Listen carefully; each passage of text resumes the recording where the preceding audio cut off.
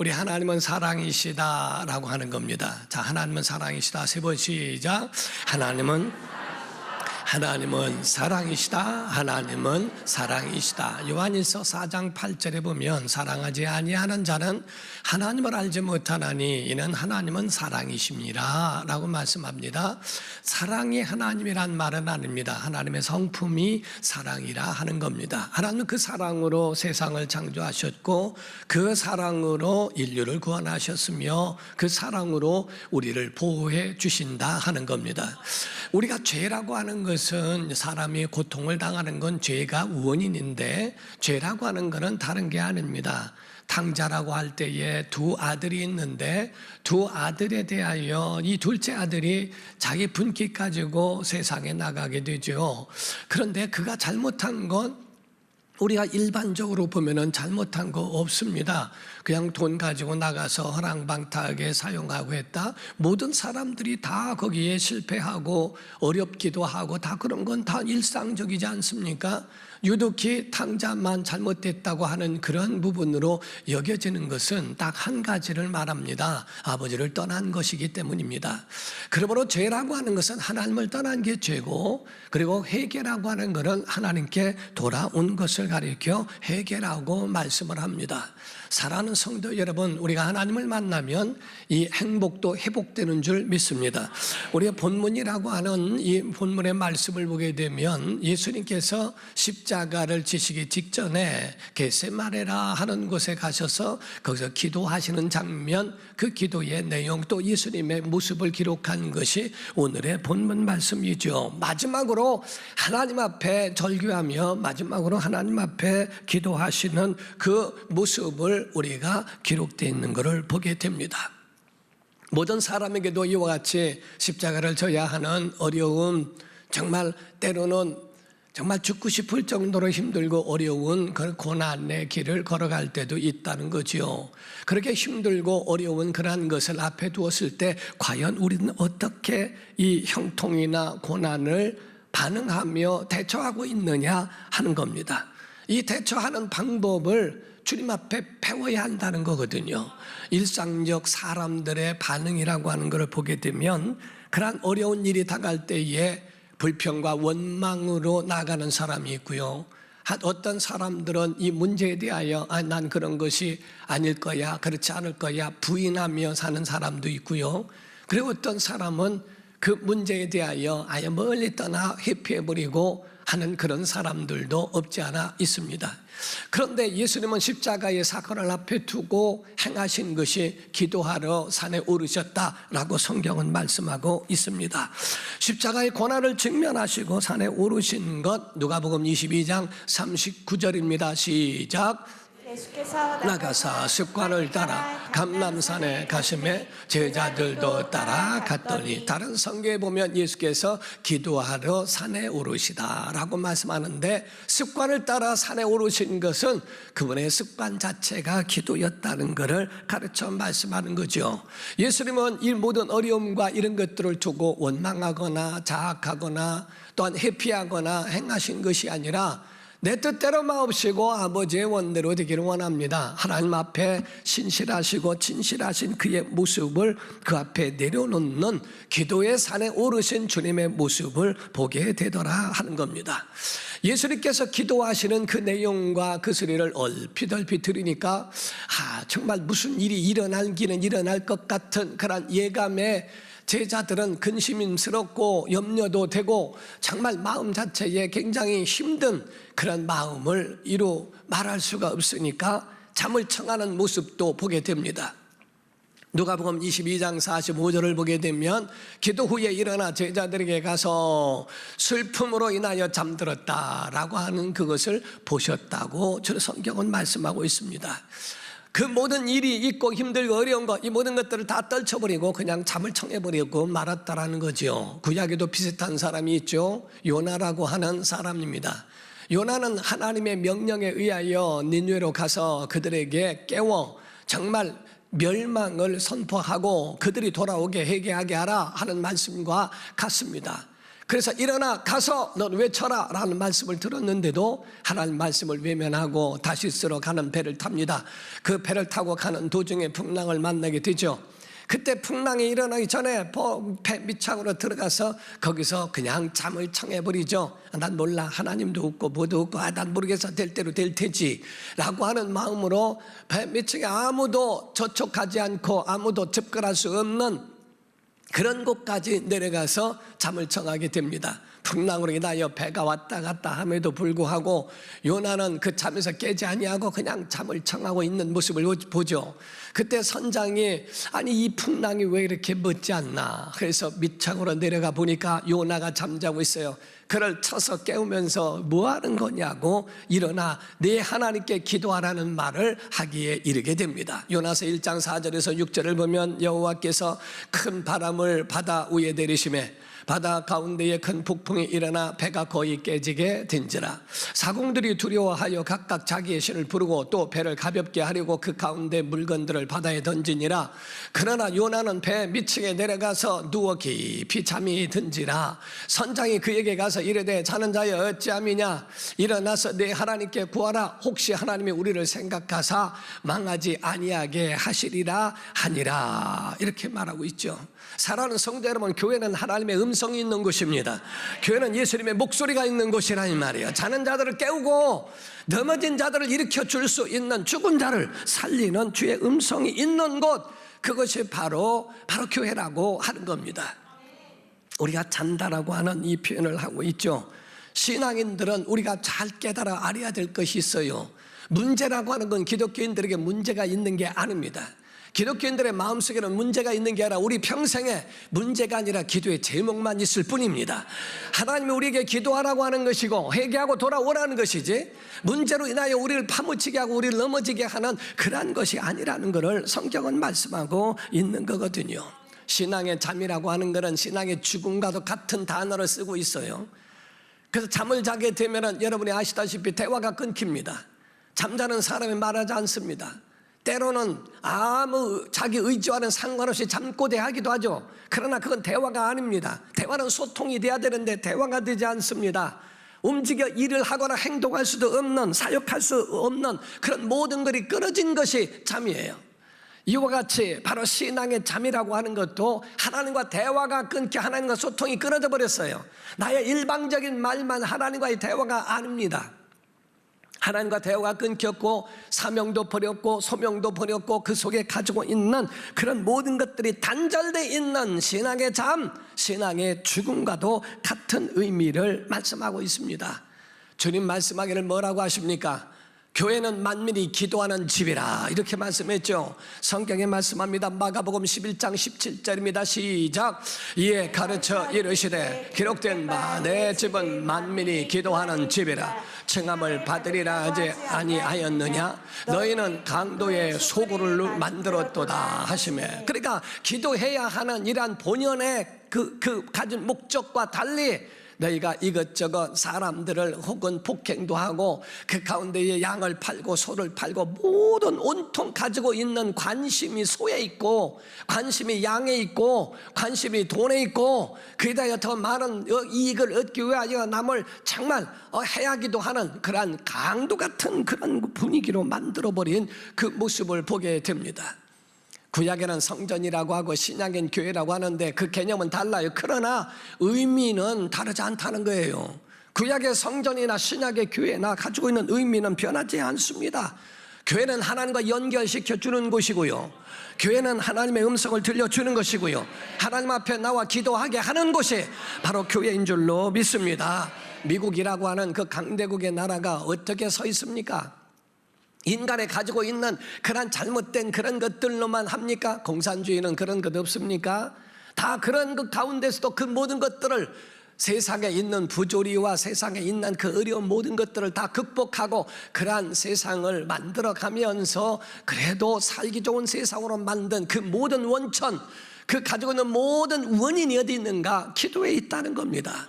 그래서 보게 되면 미국의 역사를 보면은 조지 워싱턴은 일대 대통령이죠.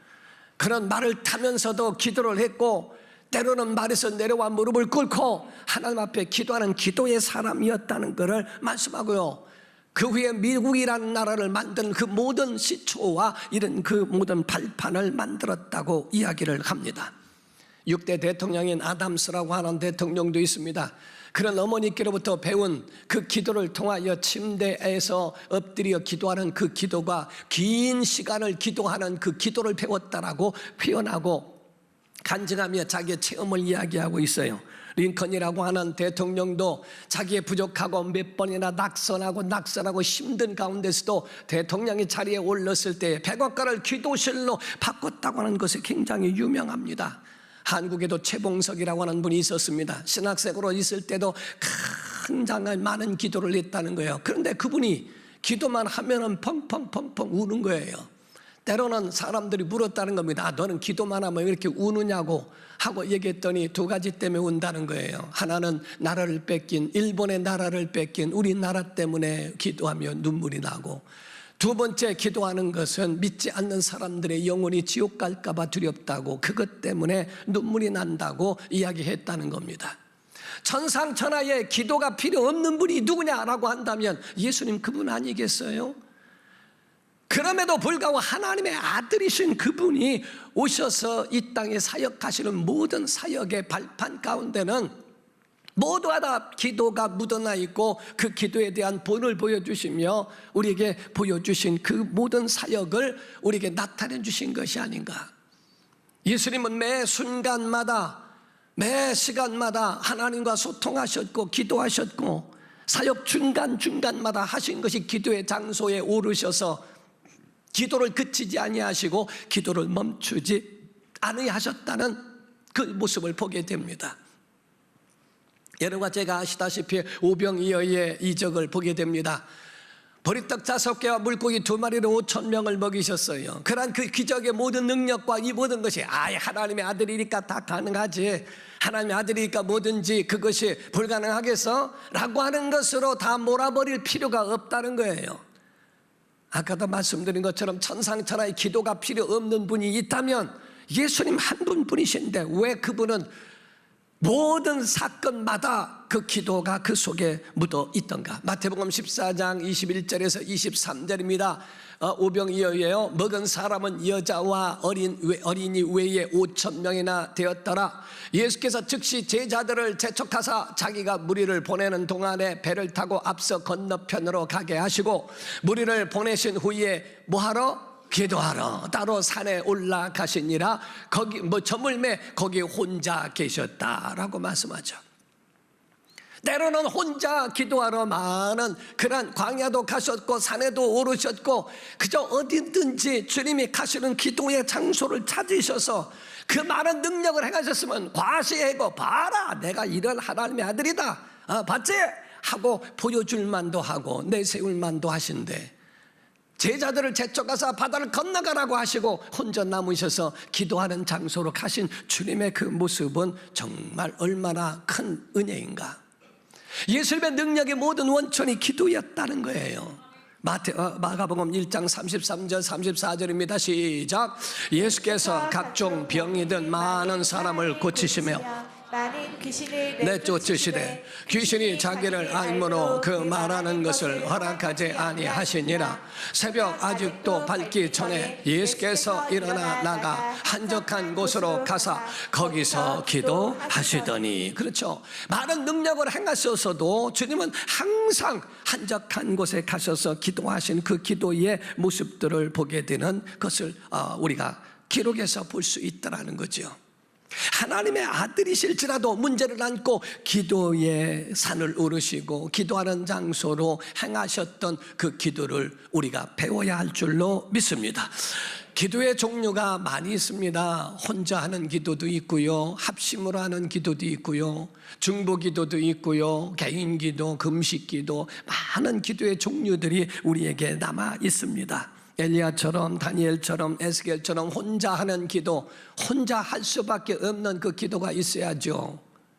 혼자 있으니까 아무도 안 보니까 안 하는 게 아니라 혼자 있을 때 하나님과 교통해야죠. 그리고 많은 사람이 모였을 때 불꽃이 모이는 것처럼 하나님과 함께하는 믿음의 그러한 합심 기도도 그 속에 있어야 한다는 거죠. 니느웨 성처럼 짐승까지 다 옷을 갈아입히고 베옷을 입게 하고 금식을 하며 기도할 내용도 할 줄 모르니까 금식으로 자기의 모습을 보이면서 하나님 앞에 자기를 표현하는 그러한 일들도 있다는 겁니다. 문제는 우리가 아셔야 되는 것은 혼자 해도 하나님 들으십니다. 함께 기도해도 들으십니다. 하나님은 기도의 능력을 주셔서 그 기도할 때마다 하나님이 그 모든 기도에 관심을 가지시고 귀를 기울이고 계시다 하는 겁니다. 야고보서 5장 13절에 16절은 이런 말씀이 있어요. 너희 중에 고난을 당하는 자가 있느냐? 그는 뭐 할 것이요? 기도할 것이요. 즐거워하는 자가 있느냐? 그는 찬송할지니라. 너희 중에 병든 자가 있느냐? 그는 교회의 장로들, 목사나 교역자들을 청할 것이요. 그들은 주의 이름으로 기름을 바르며 그를 위하여 뭐 할지니라? 기도할지니라. 믿음의 뭐는? 기도는 병든 자를 뭐하리니? 구원하리니 주께서 그를 일으키시리라. 혹시 죄를 범하였을지라도 사하심을 받으리라. 기도해주면 사함도 얻습니다. 그러므로 너희 죄를 서로 고백하며 병이 낫기를 위하여 서로 뭐하라? 기도하라. 의인의 간구는 역사하는 힘이 큼이니라. 의인의 간구, 의인의 기도는 역사하는 힘이 그렇게 많다는 거예요. 고난을 당하더라도 너희가 기도하라. 그 기도하면 하나님이 그 위경에서 너희를 건져주시리라 하는 거죠. 의인의 간구가 역사하는 힘이 그렇게 크다는 거죠. 베드로가 옥에 갇혔습니다. 예수님의 제자 야고보가 목뱀을 참수를 당한 다음에 헤롯이 의기양양하고 되네? 기독교 박해했더니 꼼짝 못하네? 다 죽네? 괜찮네? 예수님의 제자라고 하는 야고보를 죽였는데 야 베드로 수제자부터 죽이자. 그를 베드로를 끌어다가 감옥에다가 가두었습니다. 하나님의 말씀 가운데 어느 순간에 야고보를 더 오래 살게 하시면 하나님 나라에도 더 큰 영향이 있을 텐데 왜 그를 거기서 그냥 죽게 그냥 허락하실까? 여러분, 하나님의 마음에는 거기에 우리가 토를 달 게 아니에요.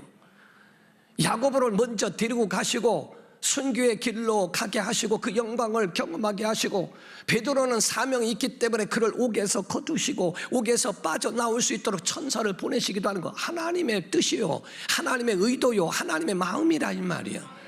왜 이래야 됩니까? 야고보가 거기에 대해서 왜 베드로는 살려주고 나는 죽게 하십니까?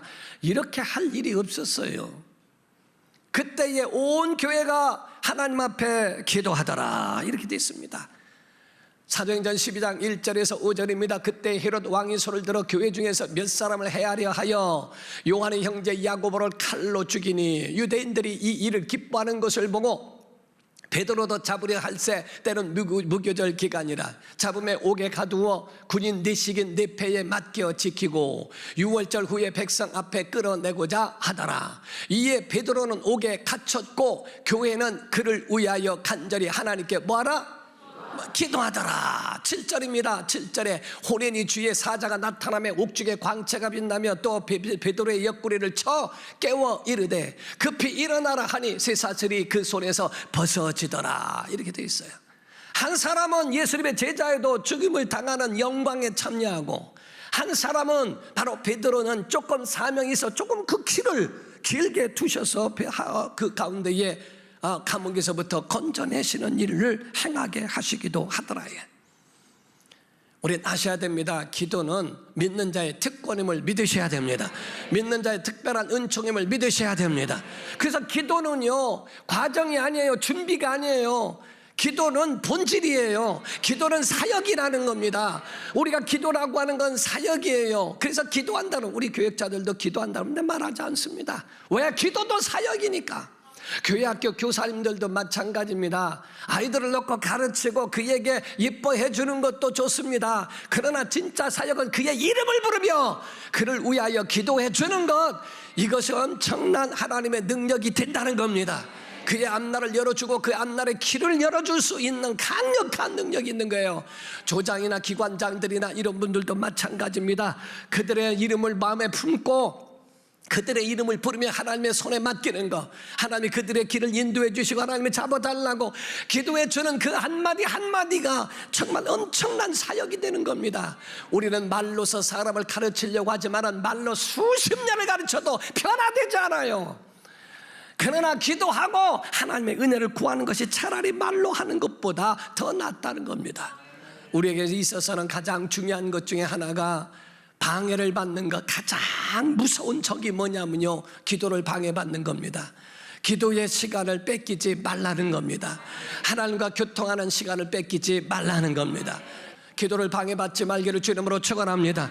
누가복음 22장 46절입니다. 시작. 이르시되 어찌하여 자느냐, 시험에 들지 않게 일어나 기도하라 하시니라. 기도 방해받지 마 하는 주님의 그 강력한 메시지가 그 속에 들어있습니다. 기도는 사역이요, 호흡이에요. 우리가 수영을 배우는 사람들은요, 가장 기초가 호흡법이라고 그래요.